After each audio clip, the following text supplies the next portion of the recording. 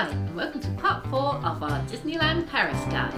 I'm Karen. And I'm Sarah. I nearly said I'm Sarah.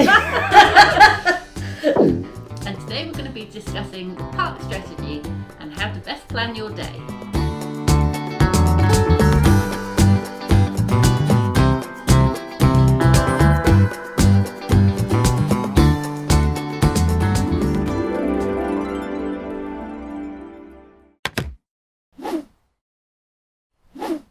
So we've already covered transportation, accommodation and park food. So if you've not seen those videos yet, go and have a look at those. In this video, we're going to talk about your park strategy and how to plan your day. So I think the most important thing to remember is there is no one size fits all. I can't just give you one strategy and say this is how you do Disney. Yeah. But you do need to have your own strategy. You need to prioritise what's important to you. Yeah. But also remember to be flexible. Yeah, I think one of the key things is to try and be flexible with what you want to do. Just because things happen that are out of your control, like things will break down or be cancelled because of bad weather. So try not to have your heart too set on this is exactly what I want to do. Yeah. Because things happen and they don't always go to plan. Yeah, make a plan but go with the flow. Very contrary ideas, but they go together. So how long would you recommend people need to go for? For Disneyland Paris, I think you need at least 3 days. You can do it in a day, you can do it in 2 days. But if you want to really make the most out of it and perhaps do it in a more relaxed way, 3 or more. We went for 3 on our recent trip. Yeah. I did find on day 3 though, we were redoing stuff we had done on days 1 and 2. Yeah. However, they are in the process of redeveloping a Walt Disney Studio Park and adding a whole new area to it, which I think is going to mean that you spend more time in that park. Because up until now, that's really only been like a half-day park. Yeah. So Frozen Land is set to open in spring 2026. Yep, and there's also like a big lake where they're going to do a nighttime spectacular show. And then the Lion King area is set to come after. Yeah, so it's going to make that park more substantial. So I think 3 days, would be well spent. Yeah. I also think in the summer, like in the winter, it's a bit harder because it's not like you're going to go back to your hotel for a swim. But if you're there in the summer, if you've got a few more days, you can do it so much more leisurely. So you're going to have the afternoon in resort and sit around the pool and have a swim. And you can afford to have time to relax. Yeah. But if you're just hitting the parks and nothing else, then 2 to 3 days probably what I would recommend. Yeah. But if you've got the time and the money, go for a couple of weeks. Yeah, and explore some other things as well. I think, you do everything on round 1 and then you think, I really want to do that one again. And so you might prioritise day 3 is right, we're going to hit Pirates again, we're going to hit the Haunted Mansion again. And I think it would depend on your individual needs as well. Like if you're a young go-getter, you can whiz round everything and keep going. Whereas if you're getting a little bit older, like some of us are, you might want a more leisurely pace. Yeah. So you might like to stop for a longer lunch and then not always be on the go so much. I think we hit quite a pace, really. We got a lot done and quite... I'm not talking about pace of walking, that's always slow, but in terms of getting things done, we got a lot done in a short period of time, didn't we? We just kind of went from there to there to there. And I think even just going for a couple of days, it's surprising how much you can fill that time and how much you can do.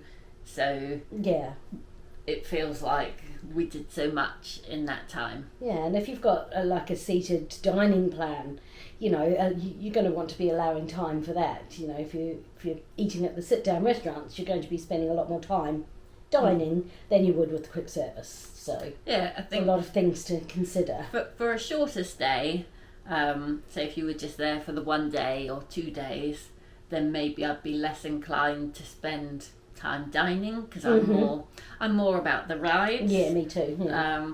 Whereas, some people might be really into, say, character meets, in which case you would want to prioritise like doing that, because there's probably not enough time. Well, there won't be enough time to do every single thing that is on offer. Yeah. So the first point to remember, I think, when strategising is the app. Look at the app. Find out what time the parades are. Find out what time the shows are, if that's what you're interested in doing. Find out where the meet and greets are and what times. Pick out your highlights. Yeah, you can plan your day around those as best you can. Yeah, because certain things, like the shows, will only happen at certain times, and if you miss that last one, or if you don't get there early enough and you don't make it into it, then that's it, your chance is gone. Yeah. So if seeing a show is really important to you, be prepared, find out when the show times are and get there in advance of when they start, maybe by 30 minutes. Yeah, I think especially for parades, be prepared to be sort of finding a place, especially at busy times of the year. You know, if the park's not that busy, you've probably got a bit more freedom. But if the park is busy, you're going to need to find a place for the parade at least half an hour before it. Don't be one of those people who comes in 1 minute before it starts and then stands in front of everyone who's been sat there patiently waiting for an hour.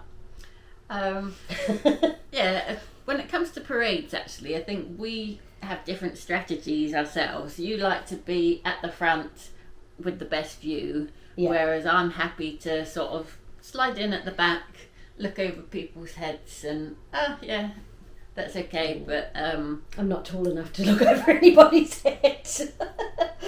But so I probably wouldn't want to spend like an hour waiting for a parade, because I feel like, I'll just do something else, and then I'll come and see the parade sort of as it starts happening. I'll then stand and try and see it. But at least you wouldn't push in front of everybody else. No. But we made that work for us, because I was quite happy to go and sit and stake out a seat for the parade or for the fireworks, and then like at one point I pushed in at the end. No, but we had kept that space. Yeah. So you didn't push in because you'd sat there and then you'd gone off to get the hot chocolate, then you'd come back. I guess a word of warning would be it can get busy around parades and fireworks. There can be a lot of people that converge in a small space, and it can feel very sort of overcrowded, and if you're not into that kind of thing, avoid those areas at those busy times. The Christmas parade was very unpleasant because for some reason Disneyland Paris has a very odd rule that everybody has to stand up for the parade. Like all the other parks I've been in, if you're on the curbside, you can sit on the curb and then the people behind you are standing, which allows more people to see in a more comfortable way. And that's what I assumed would happen in Paris, and we were all sitting on the curb, and then suddenly, like 15 minutes before, it's like everyone has to stand up now, and suddenly everybody was pushing us from behind. Yeah. I was balanced on the edge of the curb for the entire time, very painfully. It made it so much more dangerous than our feet being in the road. The fact that we could have fallen into the road in front of something. I just couldn't understand why they do that at Paris. But anyway, I think it depends on the parade. Like, if it's a parade I've seen before, then I'm a bit like Karen. I'll just come, just find a slot. But something like the Christmas parade I hadn't seen before in Paris, so I was keen to get a good view. But it ended up being a really unpleasant situation, and Karen probably got a better view the next time. Yeah, I would when say she went to the later one, didn't you? With the parades, they'll have like a start time, but be aware the start time is when it comes out of the parade entrance, and depending where you're stood along that parade route, you could be waiting like another half an hour till it actually gets to you. So that can be used effectively if you're doing a ride or something. while the parade had already started, you could still catch the end of it and go to the end of the route. Yeah. And I did find it was more comfortable to watch from the town square area than up in the castle hub, because I think that's maybe the busiest part. Yeah, definitely. Main Street. Yeah, like where we sat the first time was not a place I'd normally sit for a parade at all. Was that we were in the circle bit, kind of, whereas normally I'd be on Main Street, or I'd even be back in like Frontierland or something like that, wherever it goes. But yeah, and it depends on the parade, because like if you're seeing a Christmas parade, you might want to be on Main Street for the ambience, for the snow, but for another regular parade, go to the list. Everyone goes for Main Street, so go to the other parts. Yeah, and like I was saying, you could come in at the end. You could stand right near where the parade comes out. As soon as the parade starts, you get to see it first, and then you can go off. Absolutely, and make the most of your time while everyone else is still waiting for the parade, because that does suck up quite a lot of people from the general crowds and rides. All these people will be waiting for the parade, and you can use that opportunity to get in a shorter line or do some shopping when the shops are a bit less busy. And if there's two of you, what worked well for us is I would sit, Karen would go and have a look at the shops, then she came and sat, and I went and had a look at the shops for a bit for the fireworks. That worked really well. Also, quite often there are two timings of the evening show or evening parade. Now, the majority of people tend to go for the first one, especially if they've got young children. So that's a great time to be doing some rides. And then come in for the second parade, which is usually quieter, less people. I would say be aware of the weather though. If there's any chance that it looks like it might rain or be some kind of storm, then see the show or parade at the first opportunity you get, because if there is a storm, then it could be cancelled and then you might miss it altogether. For sure. Yeah. So in terms of the shows that we saw at Disneyland Paris, what would you recommend as a must-do? The Lion King show. I thought it was fantastic. Very, very different than the one, if you've been to Animal Kingdom in Florida. I kind of thought it would just be the same thing, but it was completely different. I would say the one in Florida is more authentic to the movie, as in characters. Pumbaa and Timon look like Pumbaa and Timon, and you've got the big animatronics and things involved. Whereas I would say the one at Paris is costumed more like maybe the stage show in some ways, but it's still fantastic. The singers were brilliant, the music was brilliant, of course, the Lion King music was brilliant. Yeah, I think it's that's probably the my best favourite show Disney music. It was very, very good. In terms of the don't do show.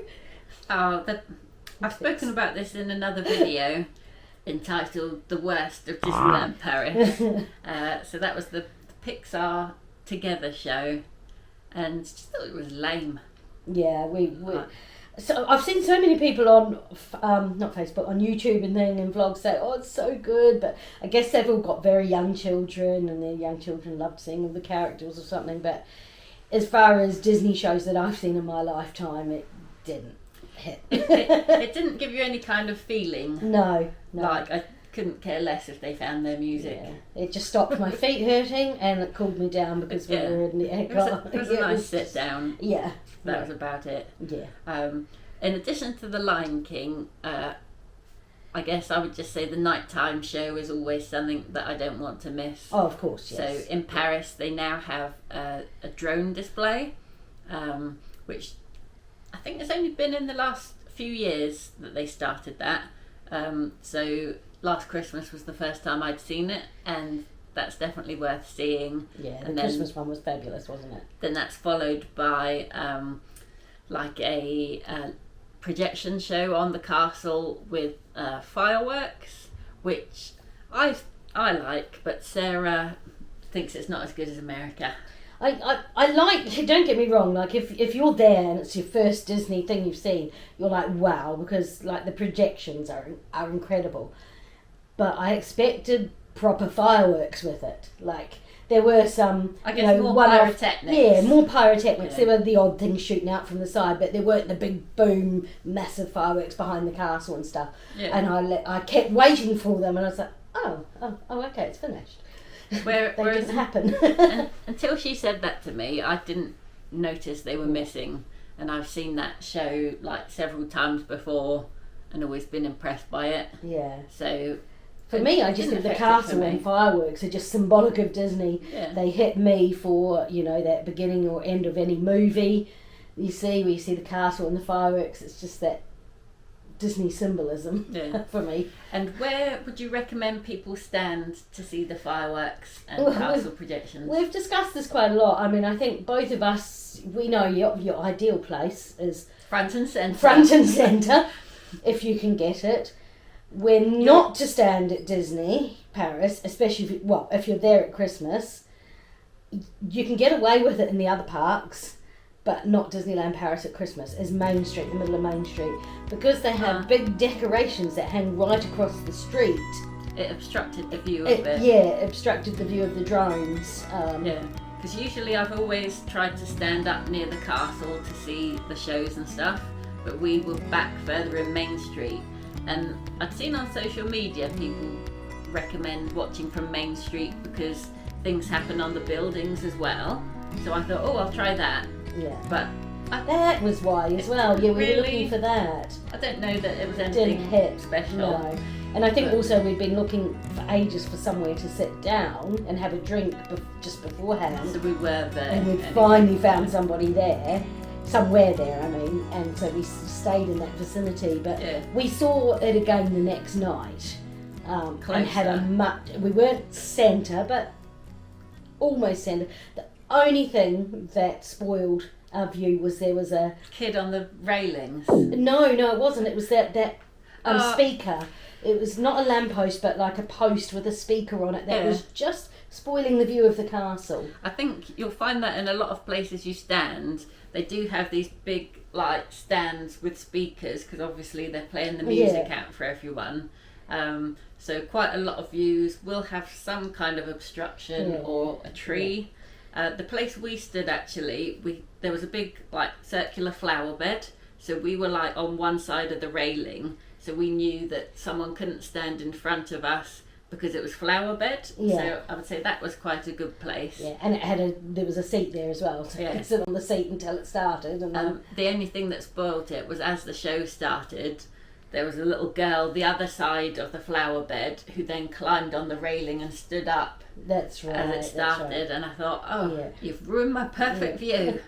I think one of my bugbears is, don't get me wrong, I totally understand children need to see everything, Disney's, it's not more about children than adults, it's for We everyone. pay more for our tickets. Yeah, it's not just for children, it's for everyone. Don't put your child on your shoulders. That's not okay. Not if you're in front of other people.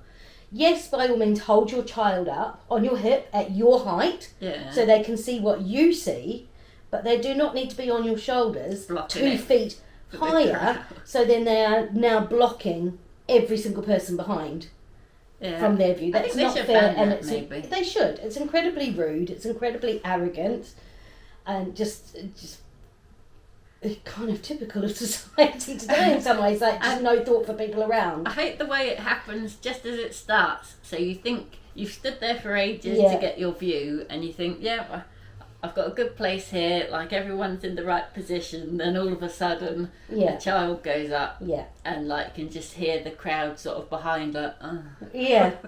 Yeah, I just don't understand that you can't have that self-awareness that what you've just done has now unless blocked you're at the everybody back off. Yeah, if you're at the back, or by all against the means. wall or something where there's no one behind you. But yeah.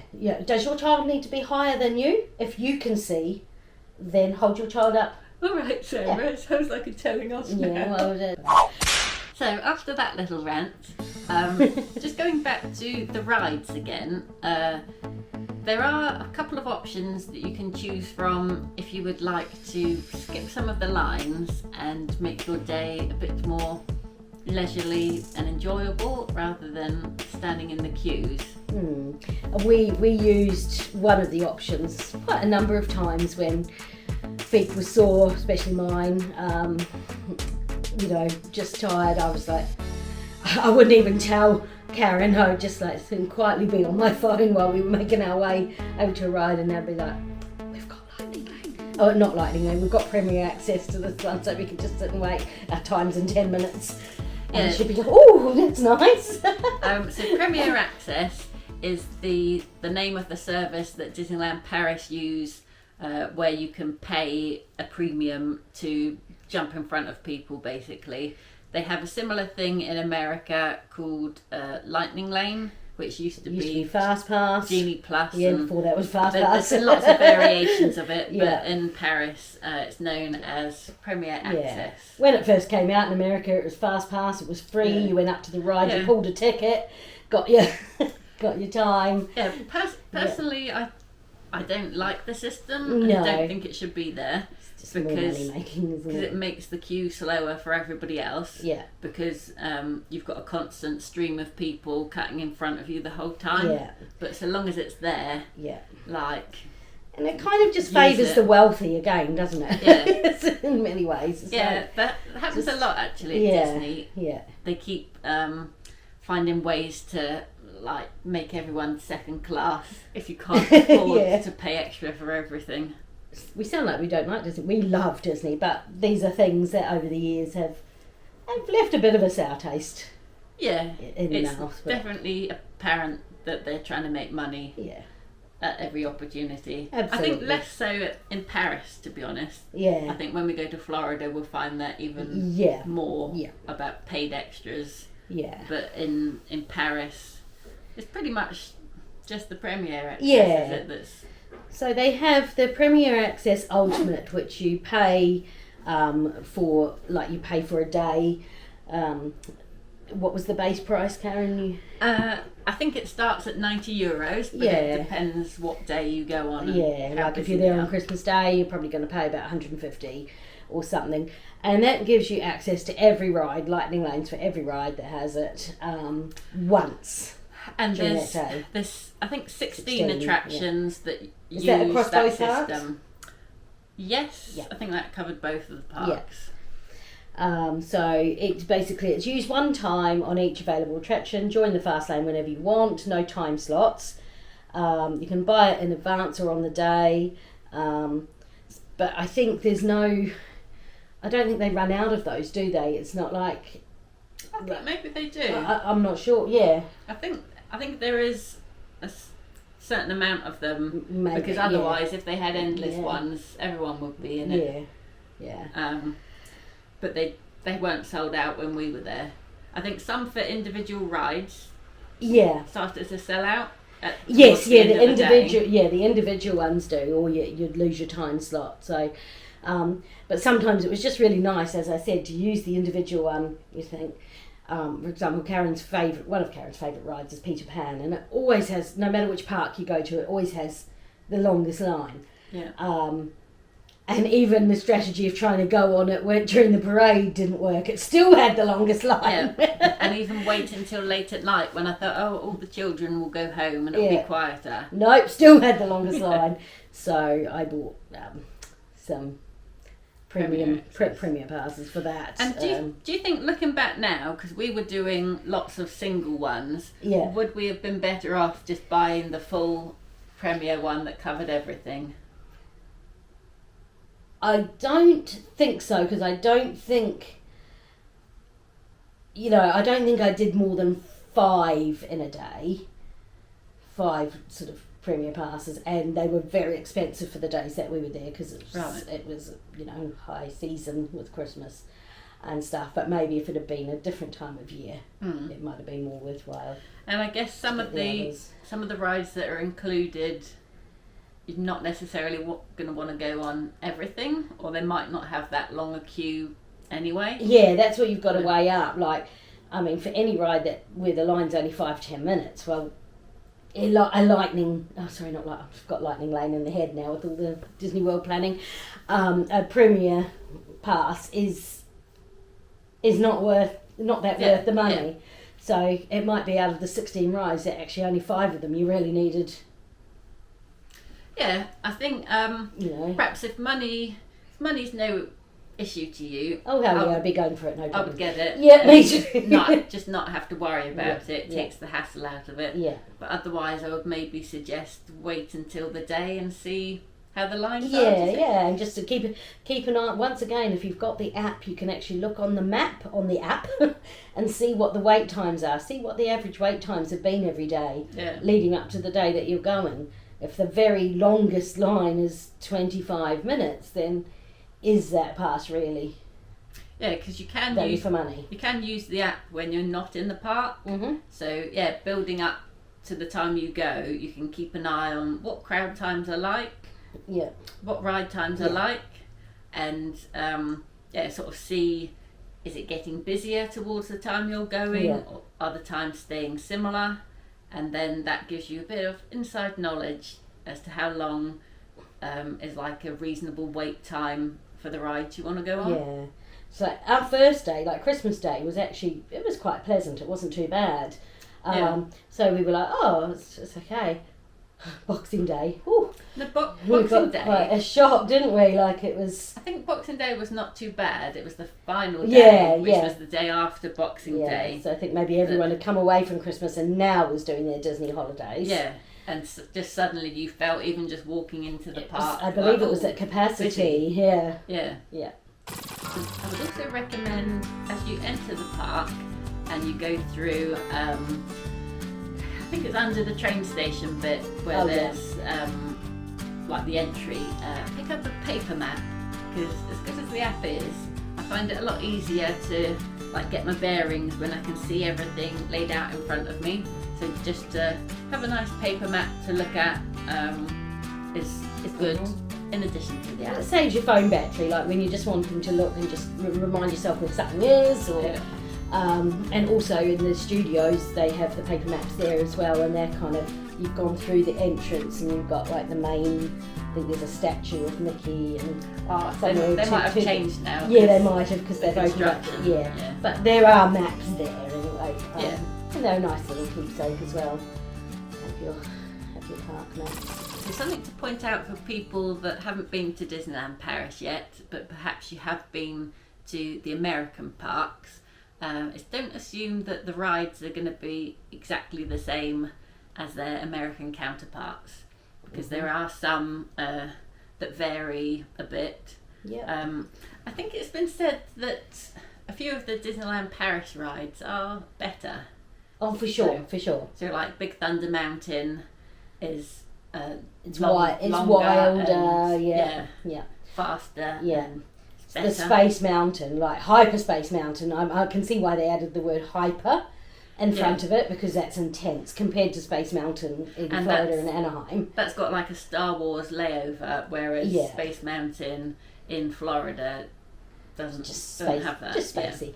So yeah, just because you've done something elsewhere, don't assume you know it. Yeah, it's like I expected Small World to have a Christmas overlay because I went to Disneyland California for Christmas and it had an overlay, so I just assumed they'd do the same thing. And they did not. They didn't make much effort for Christmas. No, it was like Main Street was stunning. Like when you came into the park, it was absolutely stunning. In fact, from in front of the Disneyland Hotel right through to the end of Main Street was just stunning, wasn't it? It was just beautiful. There was all Christmas everywhere. And it's like you got out of Main Street and you're like, oh, okay. And not a single person acknowledged Christmas until we got for lunch on Christmas Day and one person said Merry Christmas. Would you recommend to go at Christmas? Absolutely. I'd recommend going to any Disney park for Christmas. Personally, I really enjoyed it. I loved seeing Disneyland Paris at Christmas. But for me, Disney is about sunshine and warm weather. I'm so used to wearing shorts and t-shirts and just the faffery of having coats and hats and gloves and everything with you. It's more to carry, and so personally, I would recommend going to Disney when the weather's better, or if you want to do Christmas, go to Florida. would quite like to go for Halloween one year. Yes, Cause, but I think I'd want to go to America. Yeah, again, I think the Americans do it maybe slightly bigger. Yeah. But I think Paris is 1st of October till beginning of November. 7th of November, I think it said, wasn't it?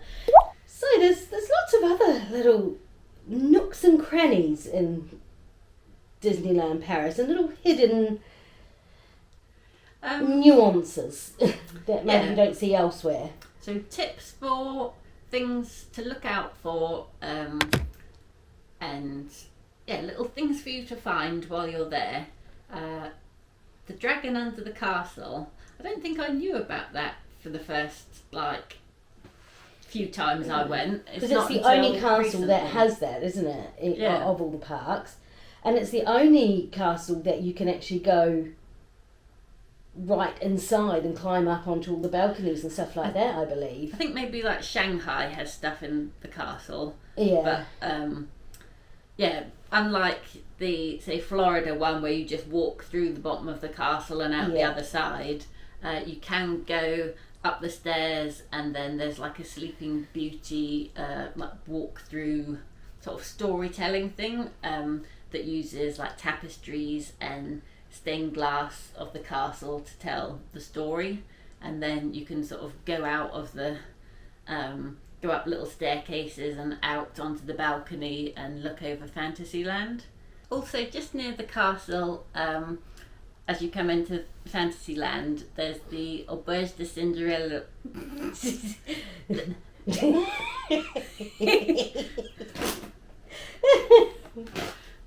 There's the Auberge de Cinderella.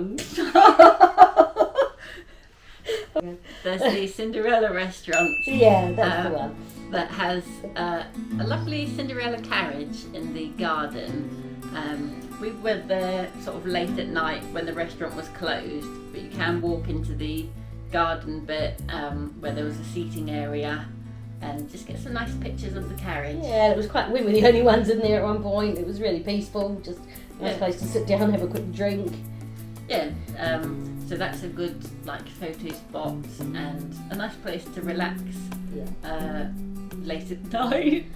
Oh, actually, when you talk about photo spot, everybody comes into the park and they're on Main Street or they're further up and they're in front of the castle and they want to get the best castle photos and they're all standing there, but there's loads of people. The best spot, go to your left as it's going through to Adventure. The way to Adventureland. Yeah, and you'll see to the left of the castle there's the really beautifully cut bushes in different shapes sort of on the hillside. Yeah. Stand right by the railings there and get your photos of the castle from there. You're almost guaranteed to get fabulous photos with nobody else in them. It's like you're the only person or people in the park. Much quieter, and you get a nice angle of the castle that shows the hillside and then the sculpted trees going up the side. Sculpted trees, that's the word, yeah. It's a really beautiful spot. The beautiful topiary. Yeah, yes, that's the one, the topiary.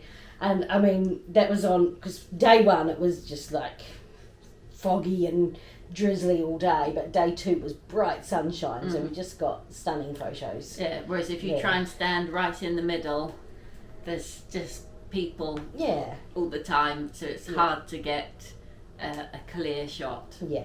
Another place of interest that is quite just a nice little walk round is the caves in Adventureland.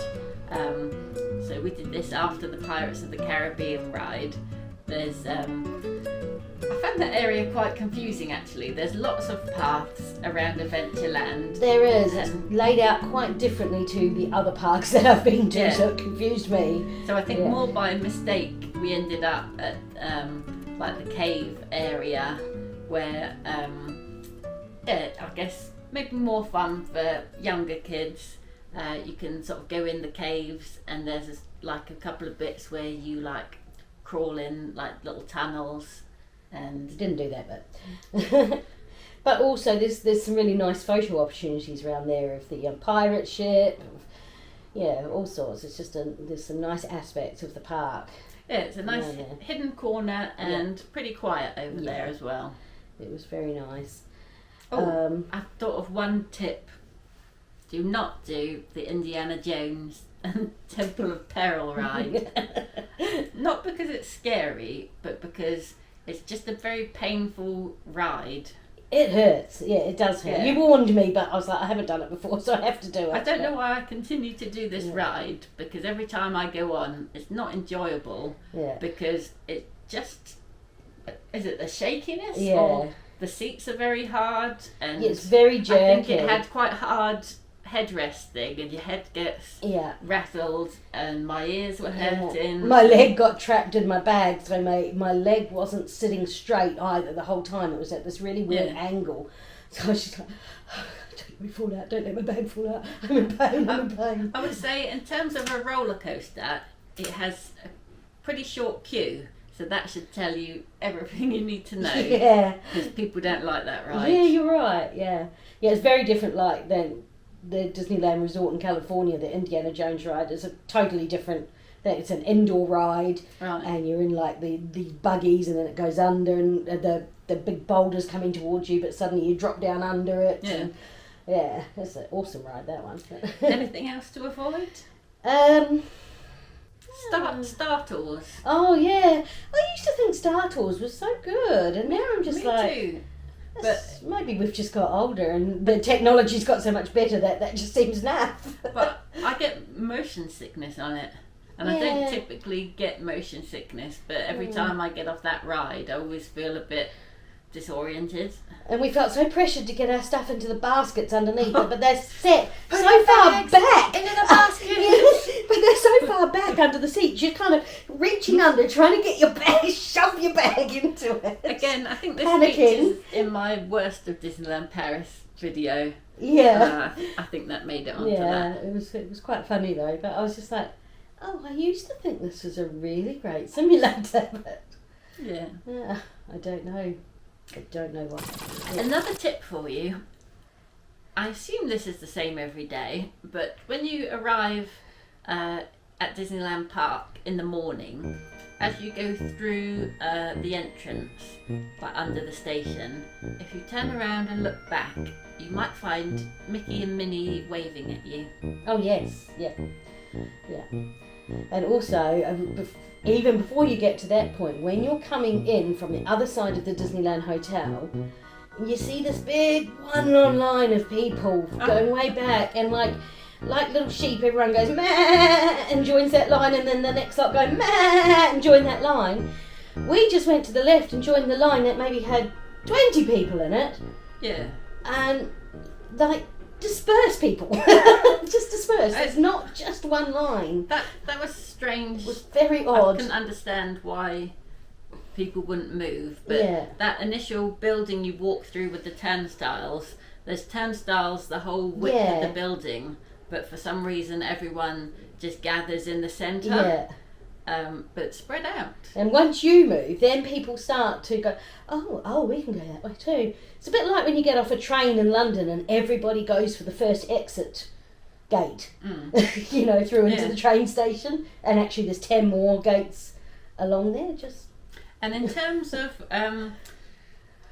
entry, actually, I'm trying to remember, did we have tickets on our phone or did we have paper tickets? We had tickets on our phone. And Yeah, we had to scan those. Yeah.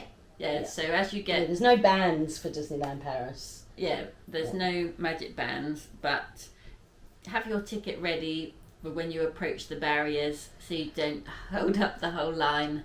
And then, I think I maybe tend to take a screenshot of things like that. Yeah. So you're not trying to reopen the app and find it. Yeah. And then hold it down on the scanner until it turns green. I just had mine in my Apple Wallet on the phone, so it was easily just right there each time. It's very handy. So Karen actually introduced me to something which, considering how many times I've been to different Disney parks, I've just never really... I don't know if I didn't know they were there or just hadn't paid any attention. It's to the arcades along the outside of, so you've got Main Street, then you've got the shops, and then on the other side of the shops you've got the arcades along each side. I don't think they have them in the other parks. It's a Paris thing. Is it? Oh, there you go, maybe that's why I hadn't. And the arcades are like indoor thoroughfares that connect you to all the Main Street shops, but without having to go through Main Street. So if there's a parade on, or it's the end of the night and there's thousands of people trying to walk down Main Street, if you cut through one of the shops or get in the arcade from the end, it's not like a shortcut, but it tends to be a quieter walk, and also good if it's raining because it's undercover. And they do have a few like little stalls, so if you're into your shopping you might find some extra trinkets and things that you didn't see in the shops. In addition to the arcades, there is actually an undercover route that takes you all the way back to Adventureland, I think, that I found out about after we'd been. Oh. And I think we were actually sent on this route one evening when they were closing off about 2 hours early for the fireworks. Yeah. But I didn't take much notice at the time. And I'm not sure that I could find the end of that again. But if you're there in bad weather, there is a secret route that goes from somewhere near the end of Main Street on the left-hand side, all undercover, sort of almost through like the back areas of the park. So there'll be like restrooms and smoking areas. Yeah. At the time we were a bit annoyed because we didn't actually want to go that way, but we were kind of forced in that direction. Yeah, maybe that's one thing to note as well. When they have parades and the nighttime shows, they do close off areas of the park. So they try to like herd everyone towards the front of the park at the end of the night. So even though the park might still be open, like certain areas and rides may close ahead of that time. Yeah, or even if rides are still open in that area, the thoroughfare to get there, you've got to go around that way. You've got to go practically to Discoveryland to get to the Haunted Dimension or something. You go right round. It was difficult. Another thing I just thought, people smoke. Yes. So weird. Yes, yeah, that's actually, it's not a tip as such, but it's good to just be aware of. Like, you know, for anyone who has asthma or anything, I found it quite difficult at times because I had people smoking right by me. But there are dedicated smoking areas, but many people would just smoke wherever they liked, which I found parades, doing the really fireworks. Jarring. Yeah. Because you don't really see that anymore. Yeah. I was actually like, I think my jaw dropped the first time I saw that. I was like, wow, in a Disney park you can just smoke anywhere you want. And also be prepared for a bit of jostling in the queues, as not everyone queues like the British, and some people like to get real up close and be touching you the whole time. Yeah. Personal space is not something that everyone is familiar with, and like you expect to be in close quarters with people, but that doesn't mean you have to be actually touching people all the time, and it's not a nice feeling. You've got your bag on your back and you've just got these people touching it all the time, or it's just so that, I guess, if you don't like things like that, go for the Premier Access where you spend less time queuing. Like you might have to queue for a few minutes to get on something, but you're less likely to be packed in tight. That's not very nice. And just one last thing I've thought of. There is a disability access pass that you can get for Disneyland Paris. It's quite a different system to what they have in America. You do have to have doctor's notes or like, you know, you've got to have a blue badge or the various passes that you have here in the UK. I'm speaking for UK people here at the moment because I don't know what you have to have from other countries, but you do have to have those to be able to apply for it. But then that will give you much easier access to all the rides, so that's another. Do you need to do it prior to your arrival, or do you do it when you get there? I'm not. I actually, I should have looked this up prior, but I haven't, so I'm not sure. I'm guessing you can probably, like everything else with Disney, you can do it either, but whatever you can do in advance is the best thing to do.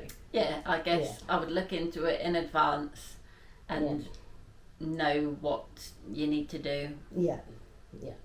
And don't, often these things are not just for mobility, they're also for, neurodivergent, if you've got children in your family that struggle in the lines because of autism or things like that, with the weights, with the sensory overload of being in the line, there's lots of different ways you can get that pass, and you're not misusing it. You're entitled to that. So.